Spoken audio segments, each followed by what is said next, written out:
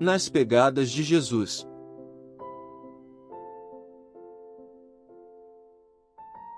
Tenho-vos dito estas coisas estando ainda convosco, mas o Paráclito, o Espírito Santo, a quem o Pai enviará em meu nome, esse vos ensinará todas as coisas e vos fará lembrar de tudo quanto vos tenho dito.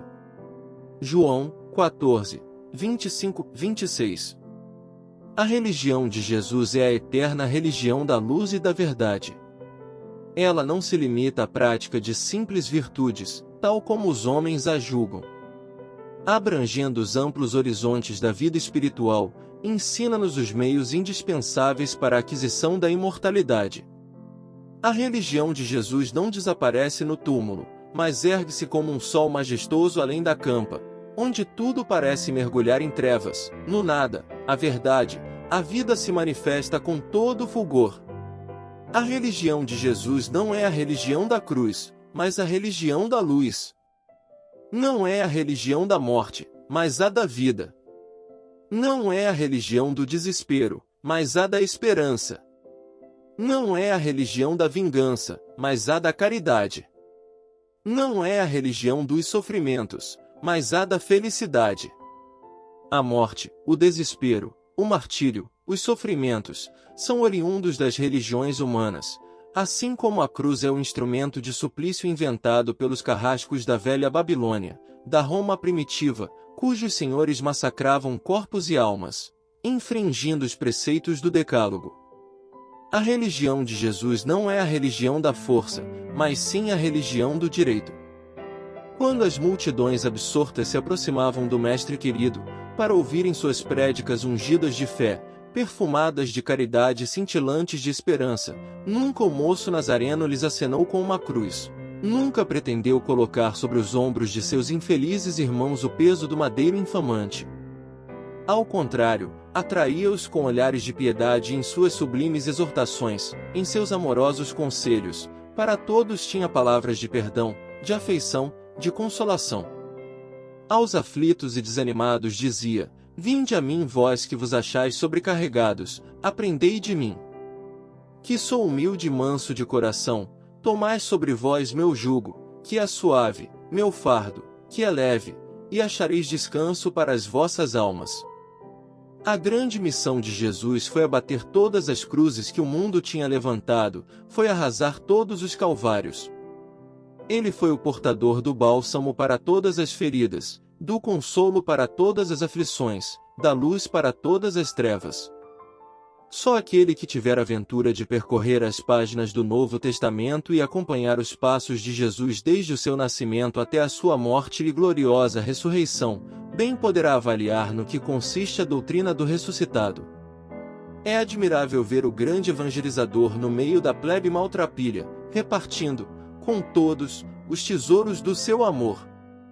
Falava-lhes a linguagem do céu, convidava-os à regeneração, à perfeição, fazia-lhes entrever o futuro cheio de promessas salutares, animava-os a buscarem as coisas de Deus, finalmente, procurava gravar naquelas almas, turbadas pelo sofrimento, o benévolo reflexo da vida eterna, que ele tinha por missão oferecer a todas as almas.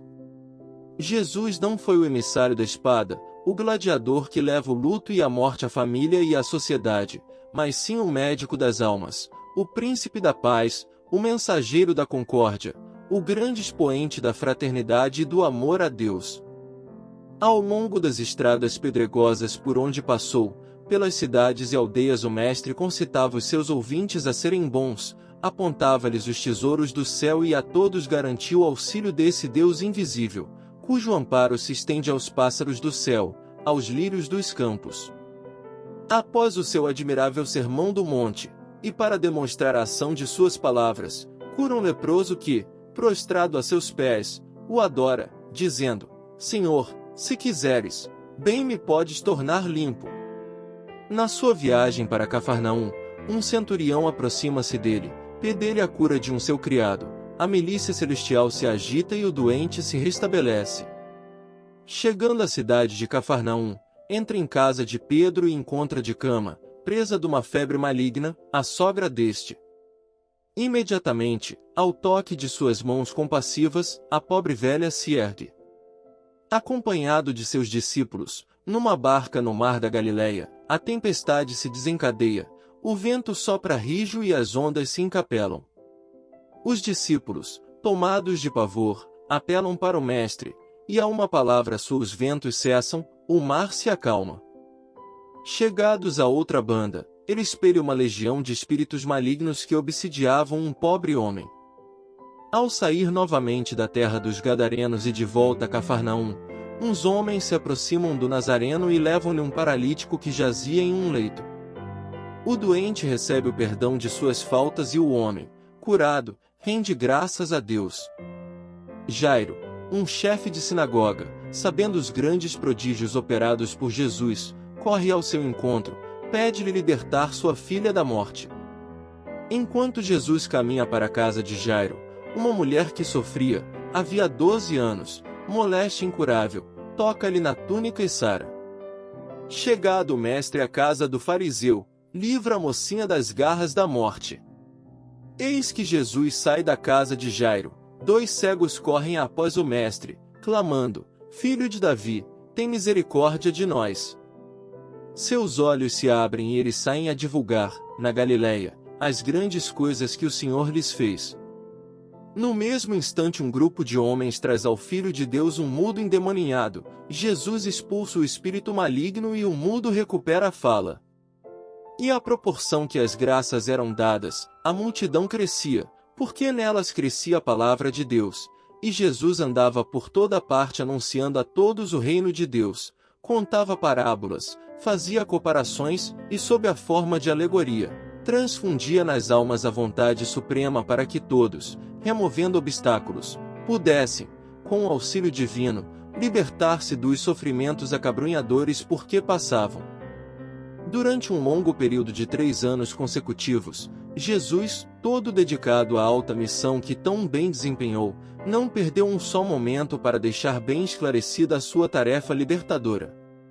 Grande reformador religioso, aboliu todos os cultos, todos os ritos, todos os sacramentos de invenção humana, que só têm servido para dividir a humanidade, formar seitas, constituir partidos, em prejuízo da unificação dos povos, da fraternidade que ele soube proclamar bem alto.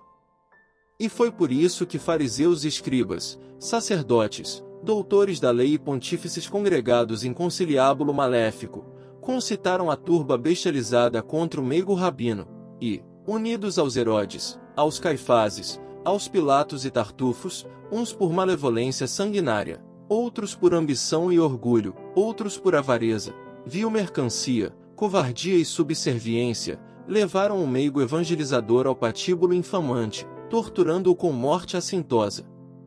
Mas o triunfo da verdade não se fez demorar, quando todos julgavam morto o Redentor do mundo, quando julgavam haver abafado a sua doutrina de amor, eis que a pedra do sepulcro, onde haviam depositado o corpo do moço Galileu, estremece ao toque de 2 luminosos espíritos, a cavidade da rocha se mostra vazia, Jesus aparece a Maria Madalena, ressoa por toda parte o eco da ressurreição. Triunfante das calúnias, das injúrias, dos tormentos, dos suplícios, da morte, o Filho amado de Deus reinceta suas substanciosas lições, embalsamando seus amorosos discípulos com os eflúvios da imortalidade, únicos que nos garantem fé viva, esperança sincera e caridade eterna. Não valeu a prevenção dos sacerdotes, a ordem de Pilatos, não valeram os selos que lacravam o sepulcro e os soldados que o guardavam. No alvorecer do primeiro dia da semana tudo foi derribado, e o Cristo, ressuscitado, voltou à arena mundial, vitorioso na luta contra os seus terríveis algozes. E em sua narrativa cheia de simplicidade, diz o Evangelho, por todos os evangelistas, que o Cristo Jesus apareceu depois de morto, comunicou-se com os 11 apóstolos, apareceu aos demais discípulos, e, depois, a mais de 500 pessoas das cercanias de Jerusalém. Explicou-lhes novamente as Escrituras, repetiu-lhes a sua doutrina, que não pode ficar encerrada num túmulo, nem numa igreja, produziu diante deles fenômenos estupendos, como a pesca maravilhosa, anunciou-lhes todas as coisas que deviam acontecer, garantiu-lhes a vinda do Consolador, prometeu-lhes, além disso, a sua assistência até a consumação dos séculos, não só a eles, mas a todos os que lhe seguissem os passos, e alou-se às altas regiões do espaço, donde velaria por todos. A religião de Jesus não consiste em dogmas e promessas falazes. É a religião da realidade. Religião sem manifestações e comunicações de espíritos é a mesma coisa que cidade sem habitantes ou casa sem moradores. A religião consiste justamente nessa comunhão de espíritos, nesse auxílio recíproco, nessa afeição mútua. Por que é o Cristo a nossa esperança e a nossa fé? Por que lhe dedicamos amor, respeito, veneração? Por que nele confiamos nas nossas aflições? Por que lhe fazemos preces? Por que lhe devotamos admiração e lhe rendemos graças? Por que sabemos que ele pode e vem iluminar-nos a vida, robustecer-nos a crença, proteger-nos e amparar, auxiliar-nos e acariciar, como um pai devotado proporcionaria a felicidade e o bem-estar a seus filhos. Pois, sendo Cristo as primícias do Espírito, como afirma o apóstolo Paulo, estando nós certos de que ele ressuscitou, apareceu, comunicou-se, por que não podem fazer o mesmo aqueles espíritos que nos foram amigos, parentes, aqueles que viviam conosco, mantendo mútua afeição? Na Epístola aos Coríntios diz o apóstolo da luz, se os mortos não ressuscitam, também Cristo não ressuscitou e é vã a nossa fé. A ressurreição do Cristo implica a ressurreição dos mortos, e se fosse contrária à lei de Deus, a manifestação, a aparição, a comunicação dos mortos, Jesus teria infringido essa lei, teria ido de encontro ao seu primeiro mandamento, que diz termos obrigação de obedecer ao nosso Pai Celestial, amá-la de todo o nosso coração, entendimento e alma e com todas as nossas forças. Mas já que o Cristo apareceu e se comunicou, é sinal certo de que a lei de Deus consiste na comunicação dos espíritos. Jesus não invocou, no Tabor, os espíritos de Moisés e Elias? Esta é a religião de Jesus, pois se baseia em fatos irrefutáveis. Esta é a religião da fraternidade, porque tem por base a afeição verdadeira, que não termina no túmulo. Seguir as pegadas de Jesus é o bastante para que sejamos por ele guiados e vençamos também como ele venceu a morte, com o triunfo da ressurreição.